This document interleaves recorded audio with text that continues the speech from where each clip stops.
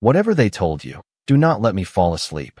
The voice reached Claire Bennett before she even found the door, low, steady, and carrying the strange authority of someone accustomed to being obeyed even while struggling to remain awake.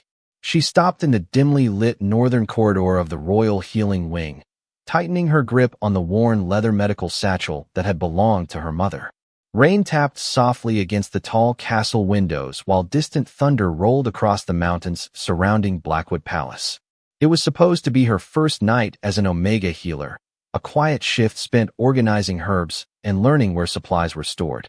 Instead, a single bronze service bell had echoed through the empty hallway, and every experienced healer had suddenly found an excuse to disappear. One claimed another patient needed attention. Another remembered unfinished paperwork. Even the orderly who had escorted Claire into the building quietly changed direction before reaching the final corridor. No one explained why. No one mentioned the room waiting behind the last heavy oak door. Claire hesitated for only a heartbeat before knocking gently. There was no answer this time, only slow breathing from inside. She pushed the door open carefully and stepped into a spacious chamber unlike any patient room she had ever seen. A large stone fireplace burned quietly despite the warm season. Expensive furniture lined the walls, and shelves filled with rare medical texts stood beside polished windows overlooking the moonlit forest. Yet none of those details captured her attention for long. The man resting against the bed immediately did. He appeared to be in his early 30s, tall even while seated, with short dark hair slightly damp against his forehead, sharp features, and striking silver eyes that remained fixed on her with guarded intensity. His plain gray patient clothing concealed any sign of rank or title, but nothing could hide the quiet confidence in the way he carried himself. He studied Claire just as carefully. "You are new," he said. Claire nodded politely. "My name is Claire Bennett. I started this evening." His expression barely changed. "Then no one warned you." She glanced toward the hallway before looking back at him. "Warn me about what?" He looked briefly toward the small wooden table beside the bed where several bottles of medicine had been arranged with perfect precision. "About this room." Claire followed his gaze, noticing unopened medicine bottles beside an untouched glass of water. Something immediately felt wrong. Years of studying herbs and healing techniques had taught her to trust quiet instincts before obvious symptoms. The room smelled faintly of cedar, lavender, and something else hidden beneath both scents, something unfamiliar that did not belong in ordinary treatment. She approached slowly, keeping her movements calm so she would not alarm her patient. "May I examine you?" she asked. "You may try."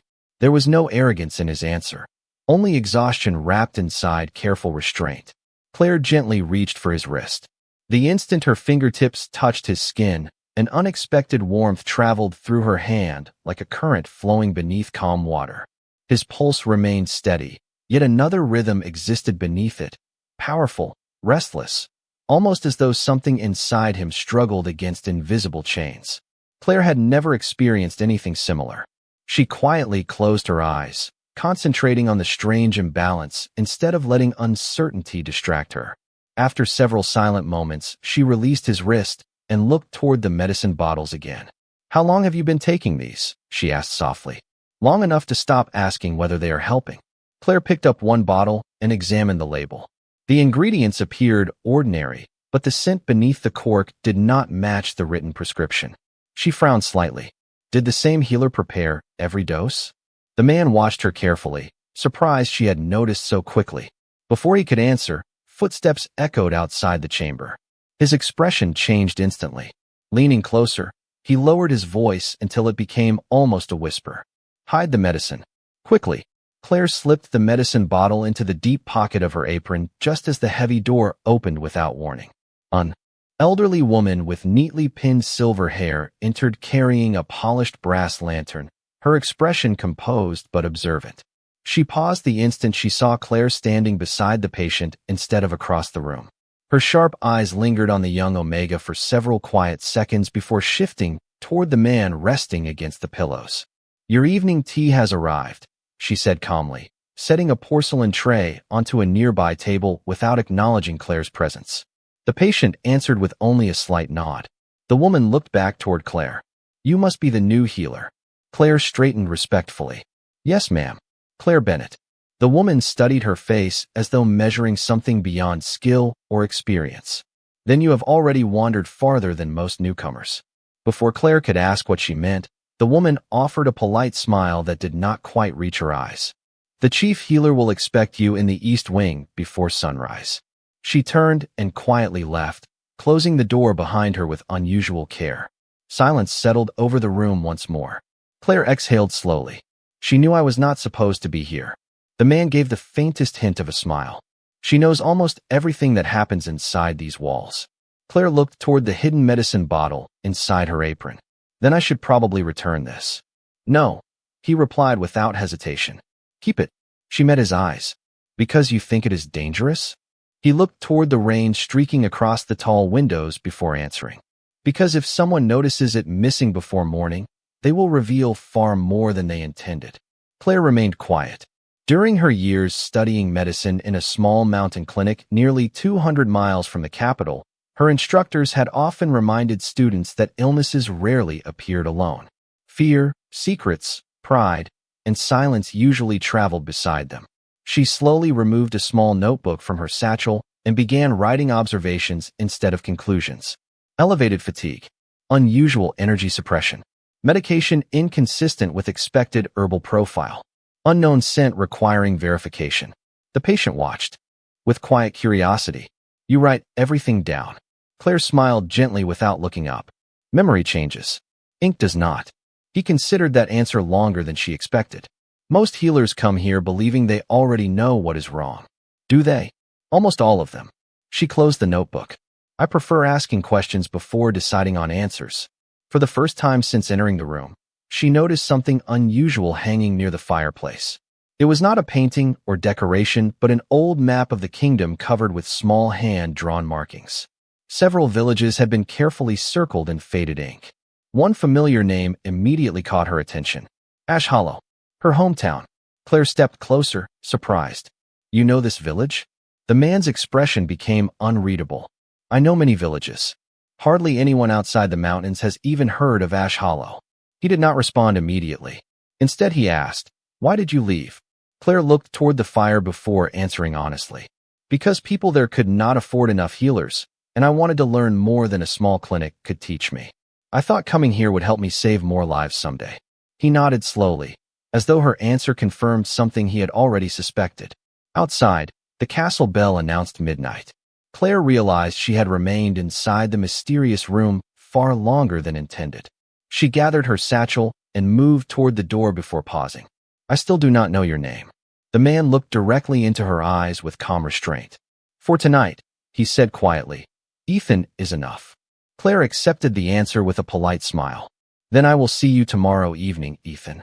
She left the chamber carrying the hidden medicine bottle, unaware that two figures standing in the shadows at the opposite end of the corridor silently watched her disappear into the darkness, while one of them whispered. She entered the room, and he allowed her to leave.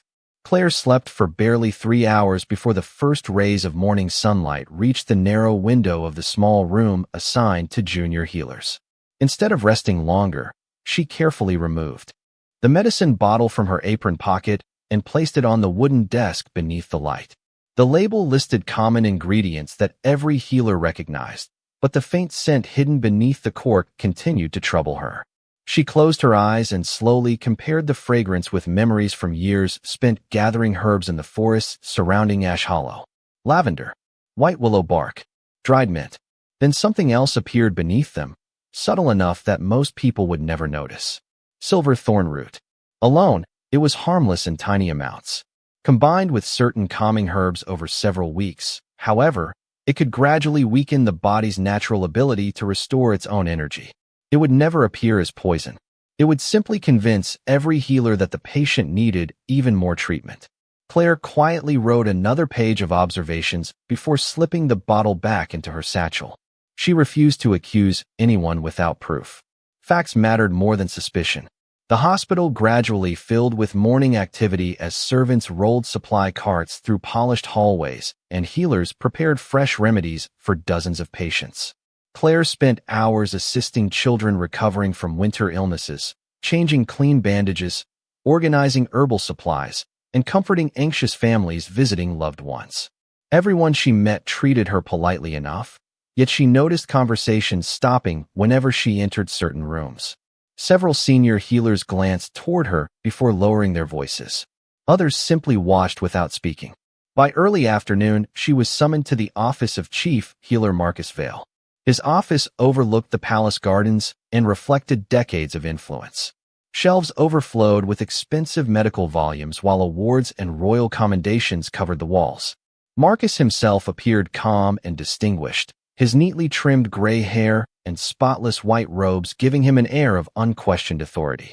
He smiled warmly as Claire entered. "Miss Bennet, I hope your first evening was comfortable." "Yes, sir," she answered respectfully. "I learned a great deal." His smile remained unchanged. "Excellent. I have only one instruction for tonight." He folded his hands together across the desk. "The northern corridor is permanently assigned to senior staff. You will focus on ordinary patients from now on." Claire hesitated. What if someone there needs immediate care? Marcus maintained perfect composure. Every patient receives appropriate treatment. She remembered Ethan's exhausted eyes and the untouched medicine beside his bed. Sometimes appropriate treatment deserves another opinion. For the first time, Marcus's expression hardened almost imperceptibly before returning to its practiced calm. Confidence is admirable in a young healer. Overconfidence is dangerous. Claire lowered her eyes respectfully, without withdrawing her words. "I understand." She left the office carrying more questions than answers. That evening, heavy clouds covered the moon, and rain returned to the mountains. As her shift neared its end, she quietly walked toward the northern corridor once again. The hallway remained strangely empty. No guard stood outside the mysterious room. No healers carried supplies toward its door. It was as though the entire palace wished to pretend the chamber did not exist. Claire knocked softly before entering. Ethan stood beside the tall window instead of resting in bed. Although pale from exhaustion, he appeared steadier than the night before. He turned as she entered, and for the first time a trace of genuine relief crossed his face. "I wondered whether they had convinced you not to come back," he admitted. Claire removed her satchel from her shoulder and smiled gently. "They certainly tried." Ethan looked toward the closed door before lowering his voice. "Then we should make good use of the time we still have." Claire quietly closed the door behind her and immediately noticed the difference. The room no longer carried the heavy stillness that had greeted her the previous evening. Ethan remained beside the window with one hand resting lightly against the stone frame, watching rain drift across the palace gardens below. His shoulders seemed steadier, and although the shadows beneath his silver eyes had not disappeared, they no longer looked as deep. He glanced toward the satchel hanging from Claire's shoulder. "Did you bring the bottle?" She nodded and carefully placed it on the table between them. "I examined it this morning." Ethan crossed the room without hurry, his movements controlled but noticeably stronger than before. And Claire removed her notebook and opened it to the newest page. The written ingredients are ordinary. The actual mixture is not. Someone added silver thorn root in very small amounts. Ethan remained silent. Claire continued, choosing each word carefully. By itself, it would not seriously harm anyone. That is what makes it difficult to detect. Over time, it simply slows the body's natural recovery. A patient appears stable, but never truly improves. Every new dose creates the illusion that more treatment is necessary. Ethan lowered his eyes toward the bottle. "Exactly as I have experienced." Claire looked up. "How long have you been ill?" "Several months." "And every healer reached the same conclusion?" "They all believed my condition required patience." Claire gently closed the notebook. Healing should move forward, even if slowly. Standing still for months is not healing. Ethan studied her face for a long moment. "You say that with remarkable confidence for someone beginning her first week." Claire smiled softly. "Confidence is easier when the patient tells the truth about his symptoms." A quiet laugh escaped him, brief but genuine. It was the first time she had heard anything except calm restraint in his voice. The sound surprised both of them. Claire stepped closer and reached for his wrist again. "May I check your pulse?" Ethan extended his hand without hesitation. The warmth beneath her fingertips felt different now. The restless energy she had sensed the previous night still existed, but it no longer pushed violently against invisible resistance. Instead, it moved like a river beginning to find its natural course. Claire closed her eyes, concentrating on the rhythm. Suddenly, a faint silver glow shimmered across the inside of her palm before fading almost instantly. She opened her eyes in surprise. Ethan had noticed it as well. Neither of them spoke for several seconds. Finally, he asked quietly, "Has that ever happened before?" Claire slowly shook her head. "Never." She withdrew her hand, uncertain whether she had imagined the strange light. Before either of them could continue, a gentle knock sounded outside the chamber. The elderly woman carrying the brass lantern entered once again, though tonight she carried only a single tray with fresh tea and clean linens. She stopped after noticing Ethan standing instead of sitting. For the briefest moment, genuine surprise crossed her composed face. "You are on your feet," she observed. Ethan answered simply, "For longer than yesterday." Her experienced eyes shifted toward Claire, then toward the unopened medicine bottle resting on the table. She noticed everything without asking a single question. As she arranged the linens, she spoke quietly enough that only the two of them could hear. Some people believe recovery should happen only according to their expectations. They become uncomfortable when life refuses to follow their plans. Claire looked at her with growing curiosity. "Do you know what is happening here?"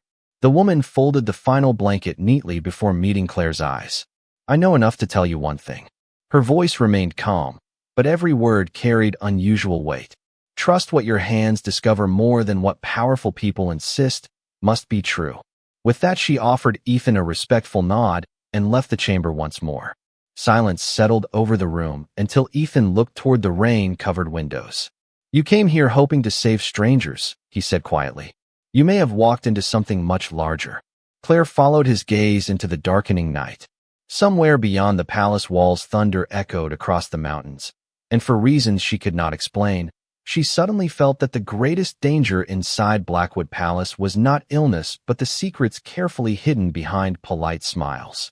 The following evening, Claire returned to the northern corridor carrying only the supplies she had prepared herself. Instead of bringing the standard medicine ordered by the hospital, she filled her satchel with fresh mountain herbs, handwritten notes, clean bandages, and a small ceramic teapot. She paused outside Ethan's chamber, listening before she knocked. "Come in," his familiar voice answered, stronger than before. When Claire entered, she immediately noticed another change. The fire burned lower because the room no longer needed as much warmth, and the untouched medicine bottles that once crowded the bedside table had quietly disappeared. Ethan was seated beside the window reading one of the old medical books from the shelves, though he closed it as soon as she stepped inside. "You look surprised," he observed. Claire smiled. "You are reading instead of sleeping." "I finally have enough energy to concentrate for more than a few minutes." She considered that answer with quiet satisfaction before setting her supplies on the table. "That is better progress than any chart would have predicted." Ethan watched her carefully as she unpacked dried chamomile blossoms, fresh cedar leaves, and a small pouch of crushed mountain berries. "None of those came from the royal pharmacy." "No," Claire admitted. "They came from the mountains where I grew up. They are simple remedies, but sometimes simple things help the body remember how to heal itself." Ethan leaned back slightly, curiosity replacing the guarded caution that had marked their first meeting. "Tell me about Ash Hollow." Claire poured steaming water into the teapot and gently added the herbs. A familiar fragrance filled the room, replacing the sharp medicinal smell that had lingered there for weeks. "It is small enough that everyone knows every family. Winters are long, summers are short, and nobody asks whether a patient is important before opening the door." Ethan looked into the rising steam. "That sounds different from the palace." Claire gave a quiet laugh. "Very different." She handed him the warm cup. "Drink slowly." He accepted it without hesitation. The simple act surprised Claire more than she expected. 2 nights earlier, he had questioned every word she spoke. Now he accepted medicine prepared by her own hands without asking a single question. Trust, she realized, often arrived quietly instead of all at once. Ethan took a careful sip before looking toward her again. "May I ask you something?" "Of course." "If you discover someone has intentionally kept a patient from recovering, what would you do?" Claire did not answer immediately. She folded a clean cloth, organizing her thoughts with the same care she used while preparing herbs. "First, I would make certain I was right. Then I would protect the patient before accusing anyone. Healing should never become a weapon in an argument." Ethan slowly nodded. "Most people would choose the argument first." Claire met his eyes. Most people are not responsible for another person's life. Silence settled comfortably between them. Outside, the rain had finally stopped, leaving moonlight shining across the palace gardens. Claire checked his pulse once more. The strange resistance beneath his skin had weakened again, and his breathing remained steady throughout the examination. She smiled without realizing it. Ethan noticed immediately. "Good news." "Very good news," she answered.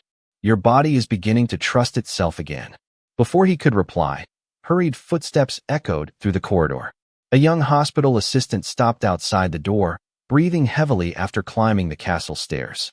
He knocked once before speaking through the closed door. "Chief Healer Marcus has called an emergency staff meeting.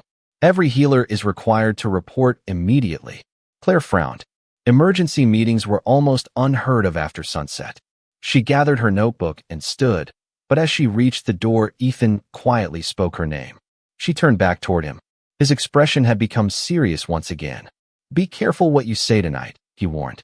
"Sometimes the first person to notice the truth also becomes the first person someone wishes would stop asking questions." Claire arrived at the emergency staff meeting still carrying her notebook, uncertain why every healer in the palace had been summoned after sunset. The grand consultation hall, usually reserved for medical conferences and royal briefings, was already filled with physicians, herbal specialists, apprentices, and senior attendants standing in orderly rows beneath towering stained glass windows. Soft candlelight reflected across polished stone floors while quiet conversations stopped the instant Chief Healer Marcus Vale entered the room. His calm expression revealed nothing unusual, yet an unmistakable tension lingered beneath the practiced confidence in his voice. "Thank you all for coming on such short notice," Marcus began. "An important patient under royal protection has experienced an unexpected change in condition.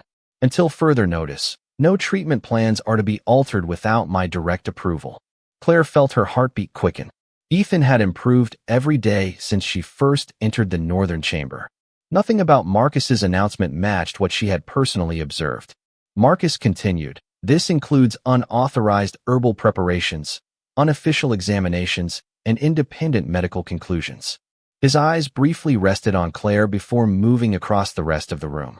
The glance lasted only a second, yet she understood its meaning immediately. Someone knew she had questioned the official treatment.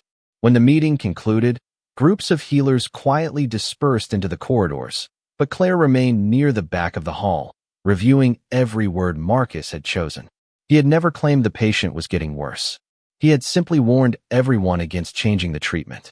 Those were not the same thing. As she closed her notebook, the elderly woman with silver hair approached carrying her familiar brass lantern. "Walk with me," she said gently. Claire followed without hesitation through a quiet passage overlooking the palace gardens. Moonlight shimmered across fountains and ancient oak trees while cool evening air drifted through open archways. After several silent moments, the woman finally spoke. "You ask careful questions." Claire smiled politely. "I was taught that careful questions save lives." The woman nodded with quiet approval. "That lesson has become rare inside these walls." Claire looked toward her. "You still have not told me your name." "Margaret Holloway." She offered a warm smile. "I have cared for this palace longer than most people here have been alive." Claire hesitated before asking the question that had troubled her. "Since arriving, who is Ethan?" Margaret stopped walking. Instead of answering directly, she looked toward the palace tower rising above the gardens. "Some names carry responsibilities greater than the people who bear them." Claire waited patiently. Margaret continued, "When the time is right, you will understand." Before Claire could ask another question, the sound of hurried footsteps echoed across the marble walkway. Several royal guards moved quickly through the corridor with unusual urgency, followed by two palace advisors dressed in formal midnight blue robes. Every servant immediately stepped aside. Claire instinctively did the same, watching the procession disappear toward the northern wing. Margaret quietly whispered, "It is beginning." "What is?" Claire asked. Margaret's expression remained thoughtful. "The moment that has been delayed for far too long." Concern outweighed caution, and Claire hurried toward Ethan's chamber. As she reached the final corridor, she stopped in surprise. The once empty hallway was now lined with royal guards standing at attention outside the familiar oak door. Silver banners bearing the crest of the Blackwood Kingdom had been raised along the walls where none had existed before. Claire approached carefully, but one guard respectfully raised a hand. "Please wait." Before she could respond, the heavy doors slowly opened from within. Every guard immediately lowered to one knee. The palace advisors bowed their heads without hesitation. Claire watched in complete silence as Ethan stepped into the corridor wearing a dark tailored coat instead of a patient robe. He stood straighter than she had ever seen him, his silver eyes calm, his presence commanding the entire hallway without a single word. One advisor bowed deeply and spoke with unmistakable respect. "Your Majesty, the council is assembled and awaits the Alpha King." Claire felt the world around her become perfectly still. She looked from the kneeling guards to Ethan, suddenly understanding why no one had dared speak his full name. And before she could find the right words, Ethan met her eyes across the silent corridor and said with quiet certainty, "Claire, I owe you the truth." Claire could not move for several seconds. The respectful silence filling the corridor felt heavier than any words she had ever heard. Every royal guard remained on one knee. Every palace advisor kept their head lowered, and the man she had known simply as Ethan stood before them with the quiet confidence of someone born to command without raising his voice. Her thoughts raced back through every conversation they had shared. The locked chamber, the missing name, the expensive furnishings disguised beneath plain surroundings, the strange caution shown by every healer. Suddenly, every unanswered question found its place. Ethan stepped toward her, leaving the advisors waiting without impatience. "I should have told you sooner," he said calmly. Claire searched his face, trying to reconcile the patient she had examined with the rulers standing before her. "You are the Alpha King." He nodded once. "I am." She lowered her eyes instinctively, embarrassed that she had spoken to him so directly over the past several days. "Your Majesty, I did not know." Ethan answered before she could continue apologizing. "That is exactly why I trusted you." Claire looked back up, surprised by his answer. He offered a faint smile that carried more relief than pride. "Every healer who entered that room after learning my title tried to impress a king. You were the first person who treated a patient." The words settled quietly between them. Claire remembered reminding him to drink his tea, questioning his medicine, asking difficult questions without fear, and even telling him to rest more. She had never considered his position because she had never known it. Ethan continued, "You never asked what I could give you. You only asked what might help me recover." Before Claire could answer, Chief Healer Marcus Vale appeared at the far end of the corridor accompanied by several senior physicians. He bowed respectfully to Ethan. "Your Majesty, the council has gathered inside the Eastern Chamber.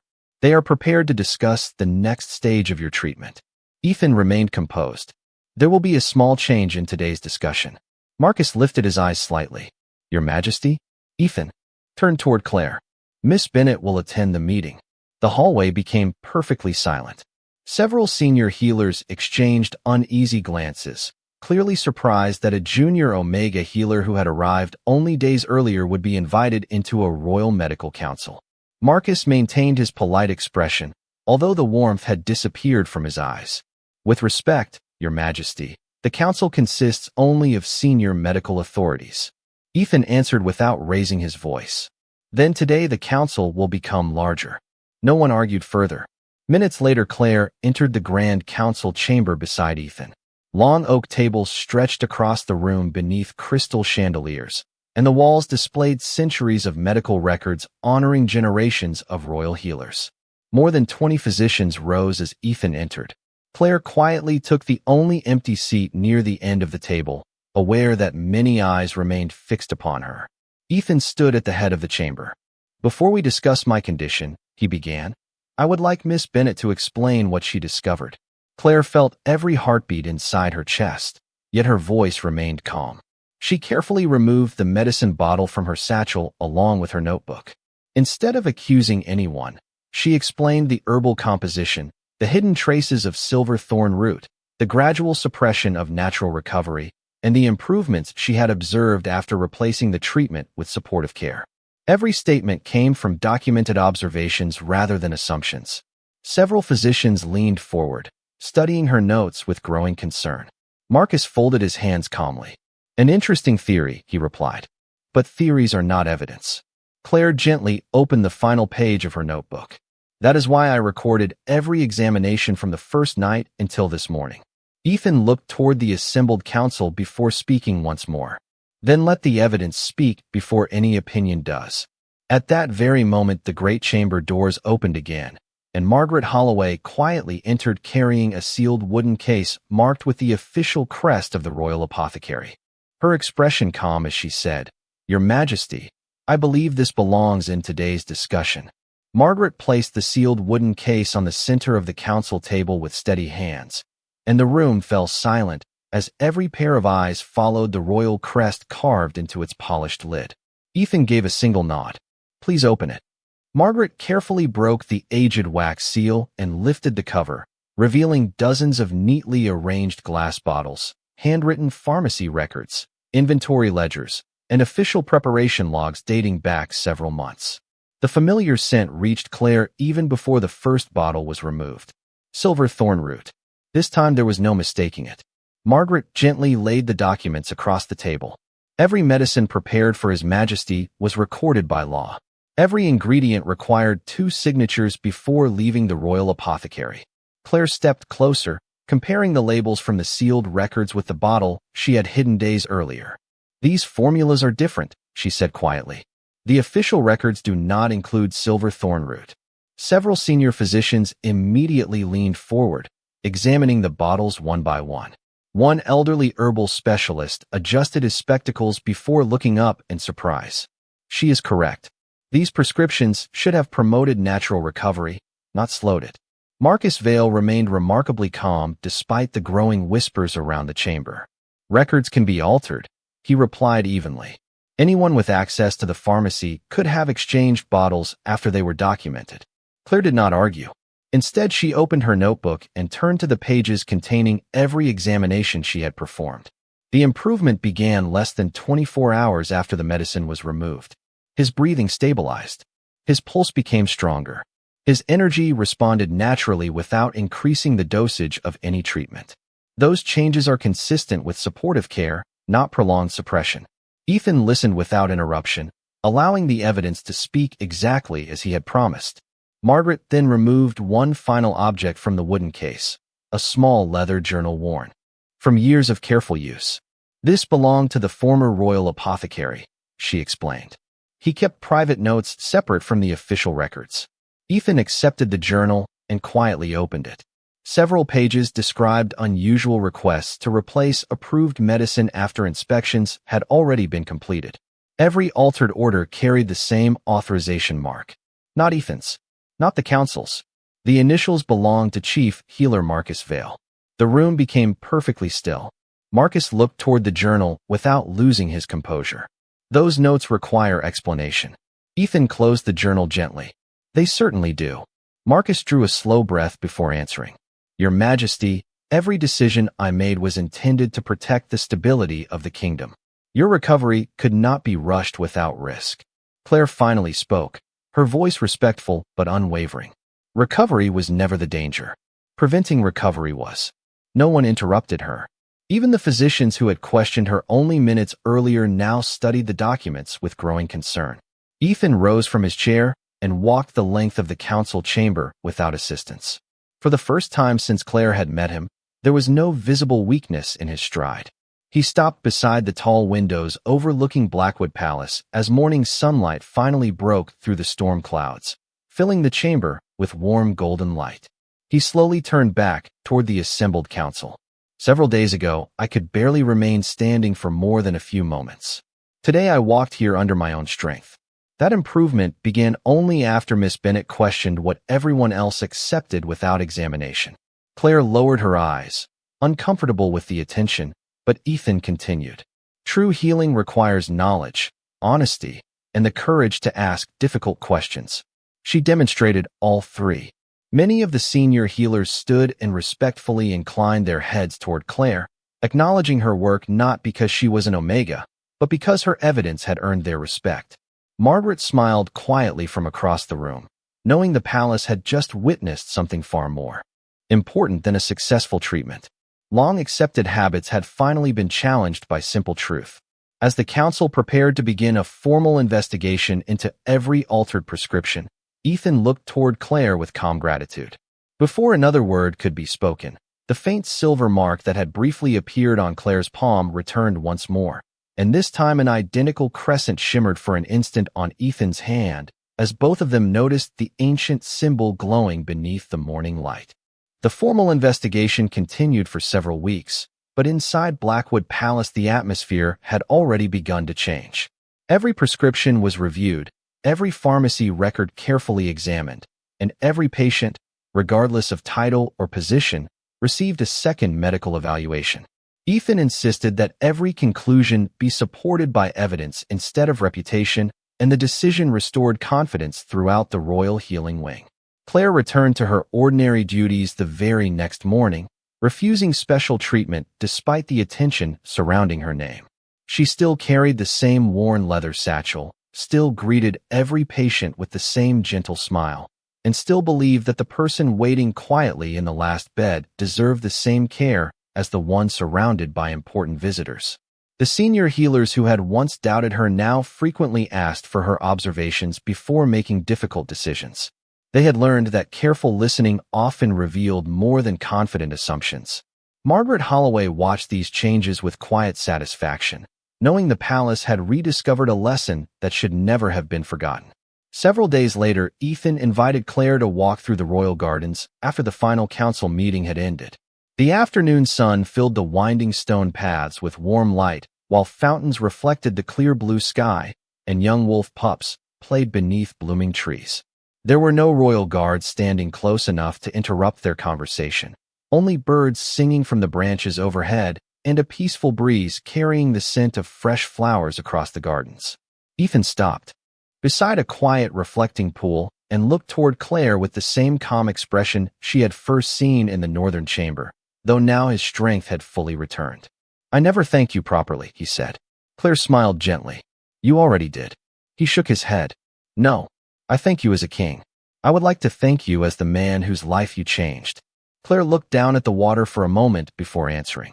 "I only did what every healer should do." Ethan smiled. "That is exactly why it mattered."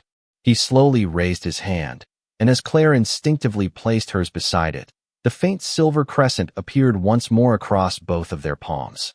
This time neither of them looked surprised. Margaret had quietly explained earlier that morning that the ancient mark was not a command, nor a promise that removed choice. It simply appeared when two souls earned complete trust through compassion, honesty, and mutual respect. It could never be forced, and it never appeared because of titles or power. Claire looked at the glowing symbol before meeting Ethan's eyes again. "What happens now?" she asked softly. Ethan lowered his hand, but continued smiling. "Now we choose what comes next." Several days later, he announced the creation of a new royal healing charter that guaranteed equal medical care for every member of the kingdom, whether they were alpha, beta, omega, noble, servant, traveler, or child. He asked Claire to become the first royal healer responsible for training future generations under those principles. She accepted on one condition. Every new healer would begin their education by working among ordinary patients before treating anyone of high rank. Ethan agreed immediately. Months later, visitors often noticed something unusual about the palace hospital. The busiest room was no longer the grand royal chamber at the end of the northern corridor. Instead, it was a bright clinic overlooking the gardens where laughter, kindness, and quiet determination filled every hallway. Claire could often be found teaching young apprentices that medicine began with listening before speaking, while Ethan visited without ceremony whenever his schedule allowed, not because he needed treatment, but because he believed a kingdom became stronger every time someone chose compassion over fear.